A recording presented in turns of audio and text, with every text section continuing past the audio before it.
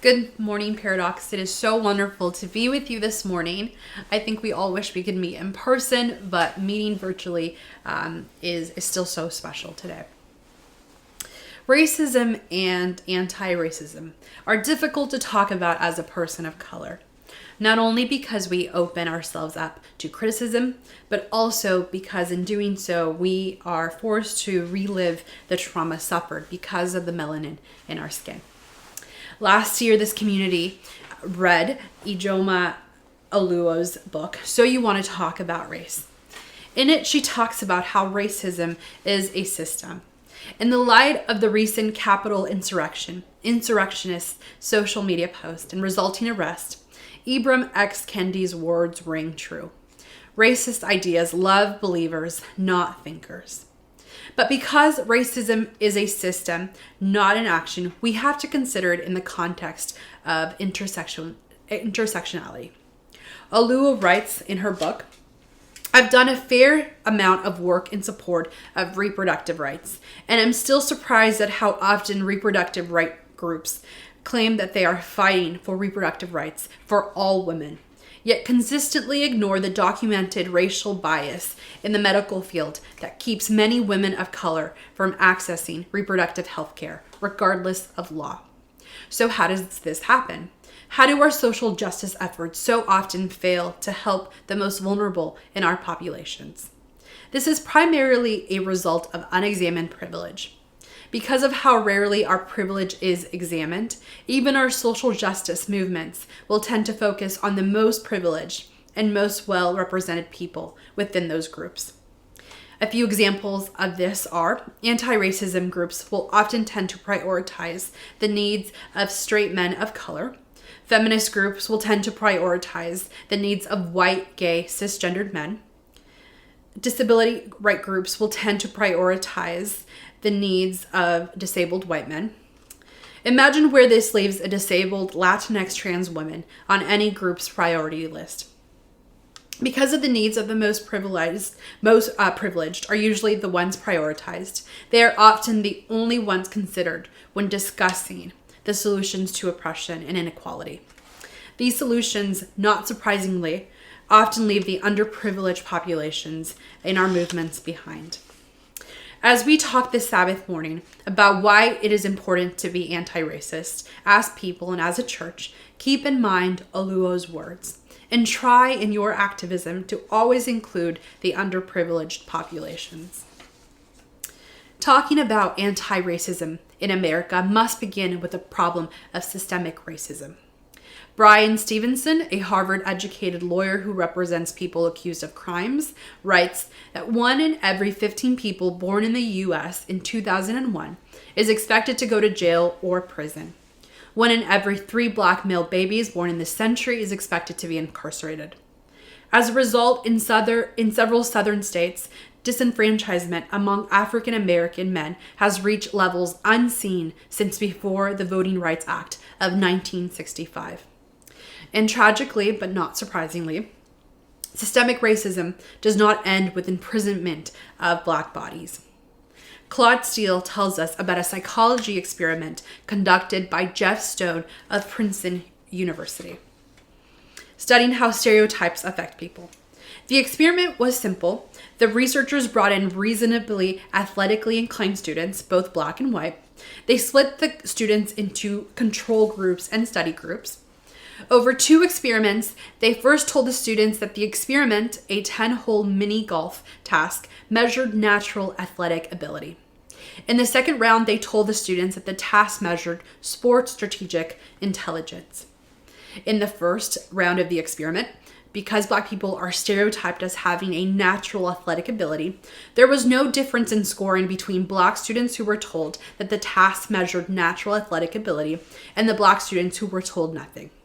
However, white students who were told that the task measured natural athletic ability on average took on average 3 more strokes to complete the same task. In the second round of the experiment, because white people are stereotyped as being more strategic and intelligent, and black people are stereotyped as being less, the white students scored the same in the control group as in the group told that the task measured sports strategic intelligence. However, the black students who were told that the task measured sports strategic intelligence took on average 4 more strokes to complete the same task than the black students who were told nothing. Although there are many lessons to be drawn from these experiments, 2 are especially striking. The first is stereotypes help nobody and hurt everyone. And the second, the unrecognized stereotype threats we live with us have caused substantial harm to everyone. As Kendi so succinctly writes, racist ideas make people of color think less of themselves, which makes them more vulnerable to racist ideas. Racist ideas make white people think more of themselves, which further attracts them to racist ideas. Yet we must be careful not to deny our racism, a tendency many of us may have today as we bring the difficult things to the forefront. Kendi writes, denial is the heartbeat of racism, beating across ideologies, races, and nations. It is beating within us. Many of us who strongly call out Trump's racist ideas will strongly deny our own. How often do we become reflectively defensive when someone calls something we've done or said racist? How many of us would agree with this statement? Racist isn't a descriptive word. It's a pejorative word. It is the equivalent of saying, I don't like you. These are actually the words of white supremacist Richard Spencer, who, like Trump, identifies as not racist. How many of us who despise the Trumps and the white supremacists of the world share their self-definition of not racist? Not only is racism a problem in America today, it has been a problem in America since 1492. And cemented itself with the so-called Christian missions, the Christian colonies, and the Christian nation we call home. James Baldwin writes, the spreading of the gospel, regardless of the motives or the integrity of the heroism of some of the missionaries, was an absolutely indispensable justification for the planting of the flag.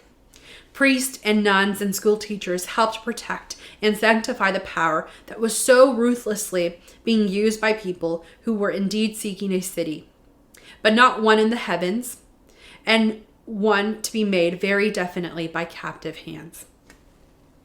The Christian church itself, again, as distinguished from some of its ministers, sanctified and rejoiced in the conquest of the flag, and encouraged if it did not formulate the belief that conquest, with the resulting relative well-being of the Western population, was proof of the favor of God. God had come a long way from the desert. God going north and rising on the wings of power had become white. Do we still today rejoice in the conquest of the flag, encouraging the belief that our well-being is proof of God's favor?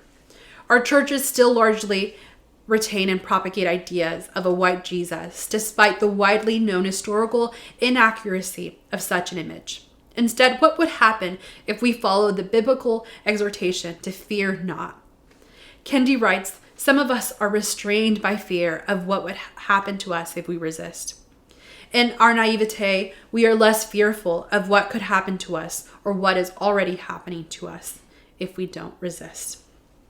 This morning, we must begin our discussion of anti-racism with the history of racism, which is sadly a history of America.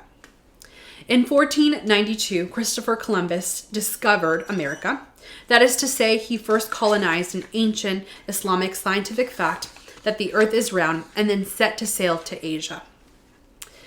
Believing that the earth was in fact pear-shaped, Columbus landed upon the shores of 2 vast continents brimming with life, so wholly ignorant that he believed his port to be India. Before Columbus arrived, the Americas were, in the current view, a thriving, stunningly diverse place, a tumult of languages, trade, and culture, a region where tens of millions of people loved and hated and worshipped as people everywhere do.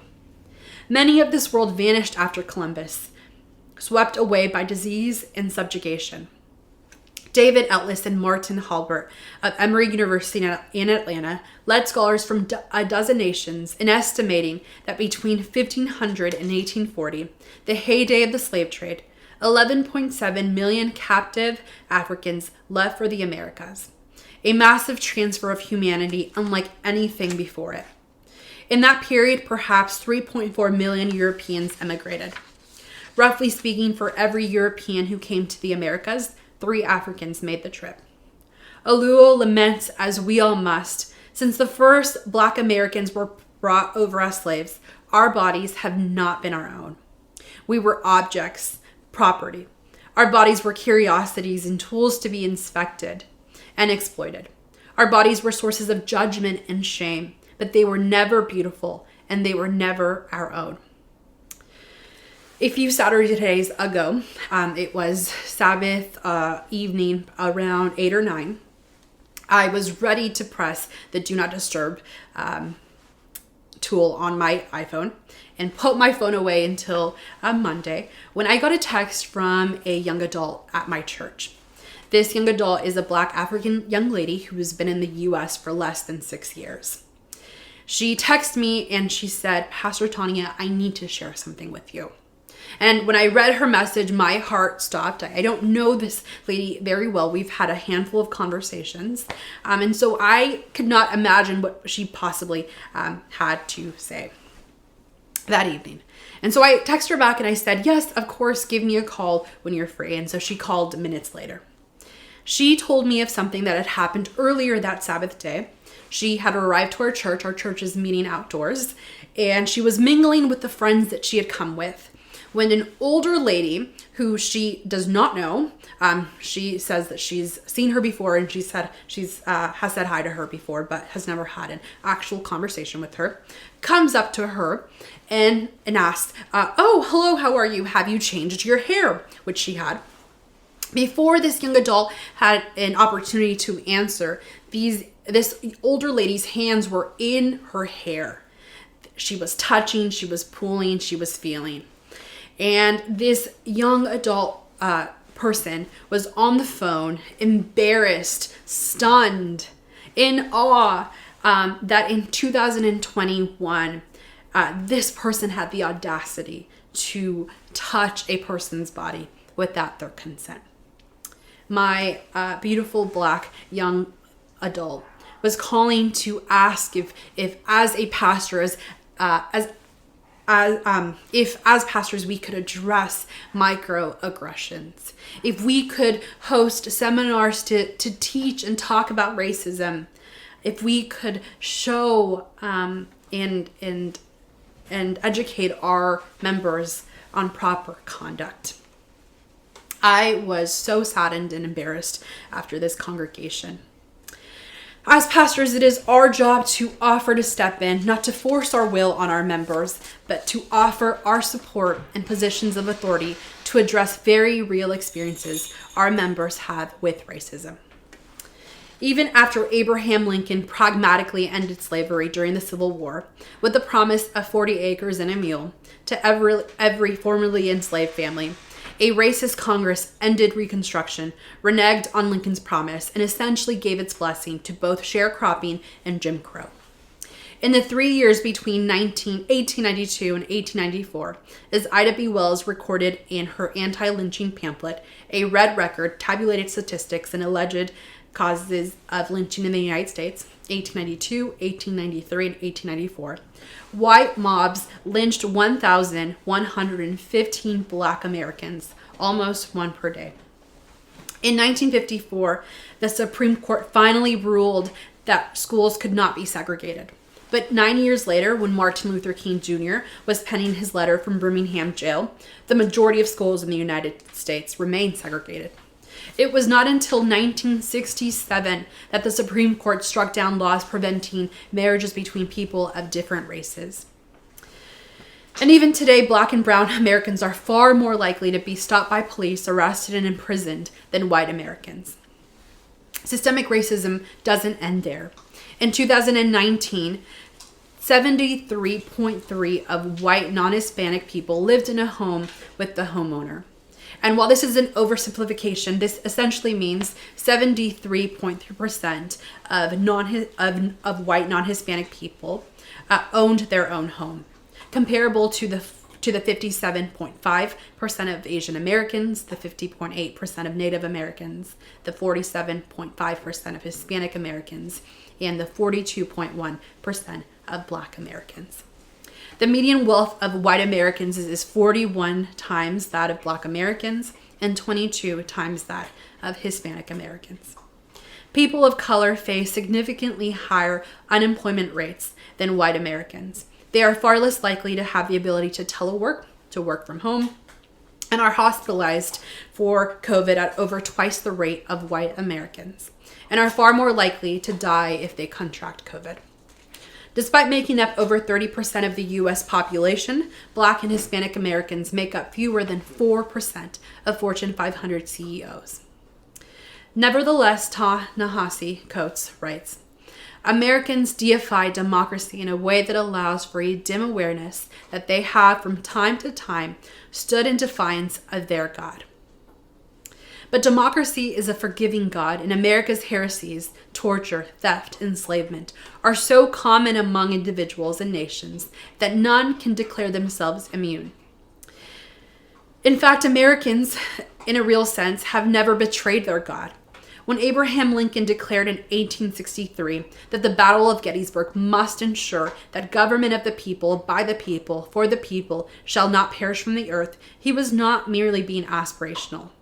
At the onset of the Civil War, the United States of America had one of the highest rates of suffrage in the world. The question is not whether Lincoln truly meant government of the people, but what our country has throughout its history taken the political term people to actually mean. In 1863, it did not mean your mother or your grandmother, and it did not mean you and me. Thus, America's problem is not its betrayal of government of the people, but the means by which the people acquired their names. And Coates is far from the only author to note the distinctly American role in perpetuating racism. Emory Elliott argues that for many years, the State of the Union and 4th of July orations have followed a structure first propounded by Samuel Danforth. We must be aware of enemies who plot to destroy us. We must acknowledge the gap between our ideals and current realities. We must reject corruption, greed, selfishness, and other sins. And finally, we must work to restore the superiority among the world's nations. With God on our side, we shall continue the American mission and fulfill our sacred manifest destiny. These authors, along with our very recent American history, should shock each of us in their ideological proximity to Nazi Germany. Thanks to recently recovered documents, the evidence shows that in the early days of their accession to power, the Nazis in Germany set out to build a society in which there would simply be no room for Jews. Towards the end of their reign, their goal changed. They decided to leave behind a world in ruins in which Jews would seem never to have existed. History shows that America in World War II was not at all righteous. Most historians agree that World War II would have ended shortly, even without the use of atomic bombs detonated in Hiroshima and Nagasaki. But the government chose to use them as an experiment to test their powers. Those massacres of Japanese populations, almost completely devoid of fighting forces, should not be surprising. While no actions were taken against Americans of German descent throughout the war, Japanese Americans were almost instantly relegated to concentration camps, or as the government buttered them over, internment camps.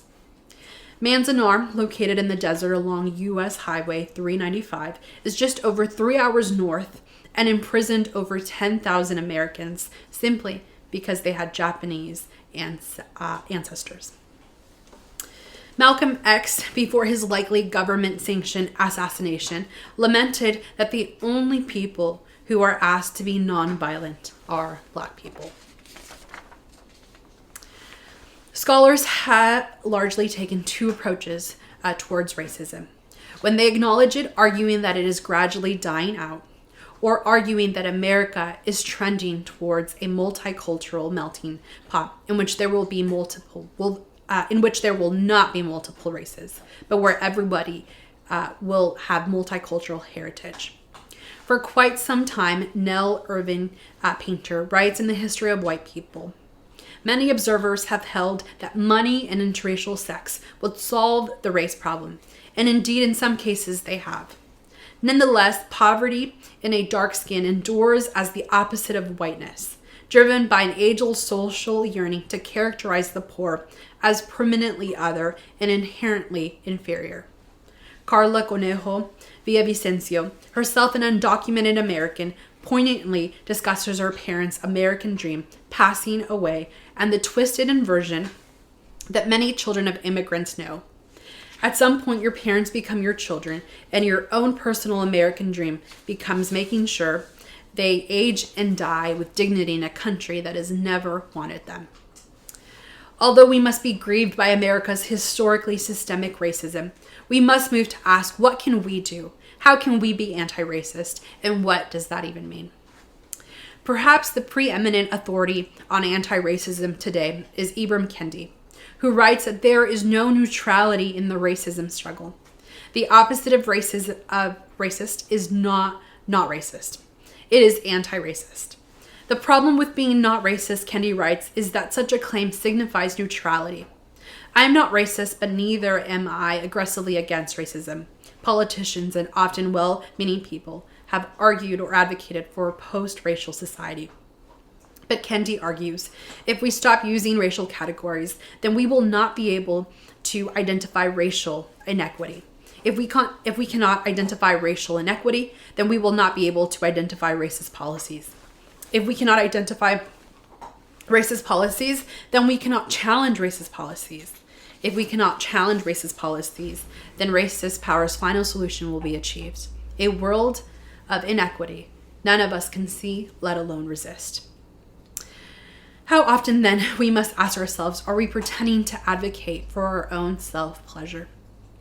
Elie Wiesel, in his book Night, talks about his forced evacuation by train from concentration camp to concentration camp as the Allies were pushing the Germans towards Berlin in World War II. Wiesel writes, occasionally we would pass through German towns, usually very early in the morning. German laborers were going to work. They would stop and look at us without surprise. One day when we had come to a stop, a worker took a piece of bread out of his bag and threw it into the wagon.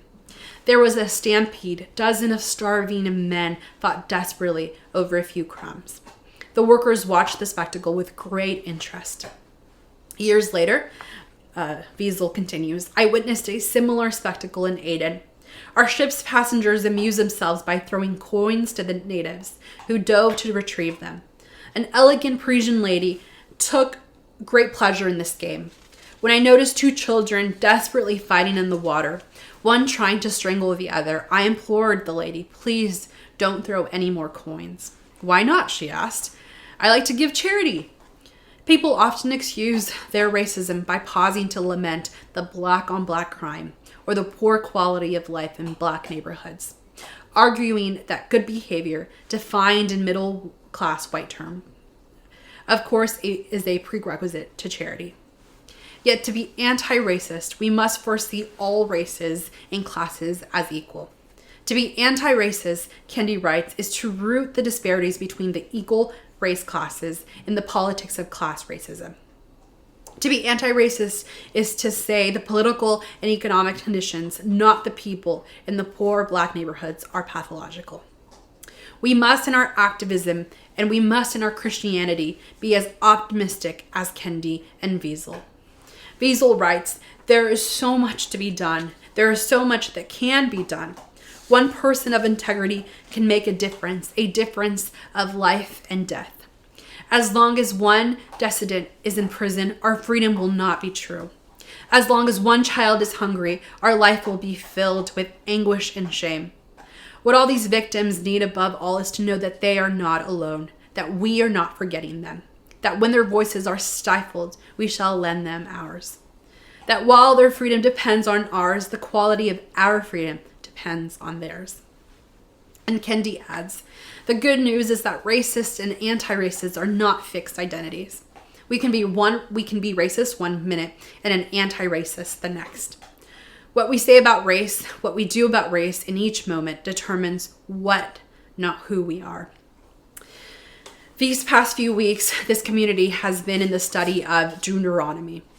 I want to take some time to focus on a passage that I believe resonates with our topic this morning. And I will be reading from Deuteronomy chapter 8. I invite you to turn with me to chapter 8. And I'm going to start reading in verse 12. And now, Israel, what does the Lord your God require of you, but to fear the Lord your God, to walk in all his ways, to love him, to serve the Lord your God with all of your heart and with all of your soul, to keep the commandments and statutes of the Lord, which I'm commanding you today for your good. Behold, to the Lord your God belong heaven and the heaven of heavens, the earth with all that is in it. Yet the Lord set his heart in love on your fathers and chose their offspring after them. You above all peoples, as you are this day. Circumcise therefore the foreskin of your hearts, and be no longer stubborn. For the Lord your God is God of gods and Lords of lords. The great, the mighty, the awesome God who is not partial and takes no bribe. He executes justice for the fatherless and the widow, and loves the sojourner, giving him food and clothing. Love the sojourner. Therefore, for you were sojourners in the land of Egypt. You shall fear the Lord your God. You shall serve him and hold fast to him, and by his name you shall swear. He is your praise. He is your God who has done for you these great and terrifying things that your eyes have seen. Your fathers went down to Egypt 70 persons, and now the Lord your God has made you as numerous as the stars in heaven. God requires us to walk in his ways, to love him, to serve him with all of our hearts and with all of our souls. Paradox, you as a community have committed to building an anti-racist culture in your leadership and in your congregation as you work to dismantle white supremacy. In your statement, you write, each person's culture, race, and ethnicity are unique and irreplaceable testaments to the divine. He executes justice for the fatherless and the widow and loves the sojourner, giving him food and clothing. God commands us to love the sojourner, therefore, for you were sojourners in the land of Egypt. As we dwell on these words, let us remember how our ancestors have used our religion as a spear to subjugate people from Africa and Native Americans, to take their lands and their resources, and to hold them down even as we have climbed the ladder of wealth and fame at their expense. Let us be gracious in our understanding of those who would wholesale discount Christianity. Baldwin writes, it is not too much to say that whoever wishes to become a truly moral human being must first divorce himself of all prohibitions, crimes, and hypocrisies of the Christian church.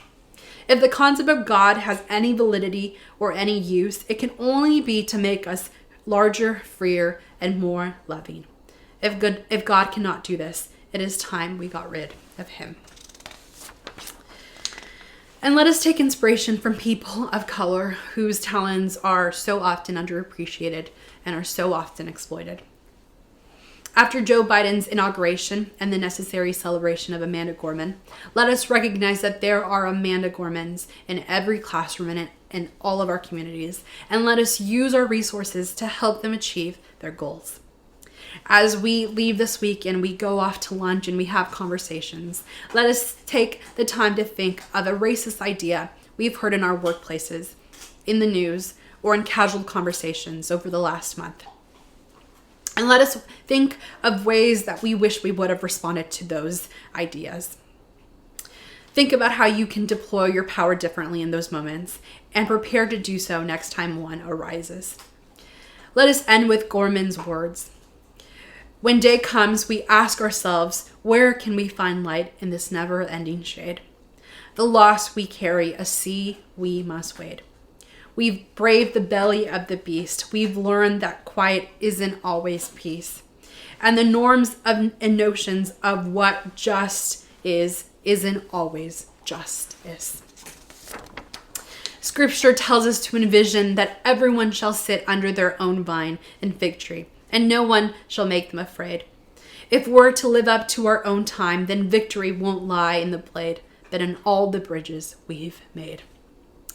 If we merge mercy and might with right, then love becomes our legacy and change our children's birthright. So let us leave behind a country better than the one we were left. With every breath from my bronze-pounded chest, we will raise this wounded world into a wondrous one. We will rise from the golden hills of the west. We will rise from the windswept northeast, where our forefathers first realized revolution. We will rise from the lake-rimmed cities of the Midwestern states. We will rise from the sun-baked south. We will rebuild, reconcile, and recover.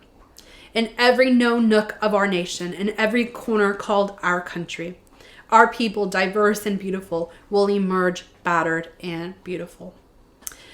When day comes, we step out of the shade, aflame and unafraid. The new dawn blooms as we free it. For there is always light, if only we're brave enough to see it. There is always light, if only we're brave enough to be it.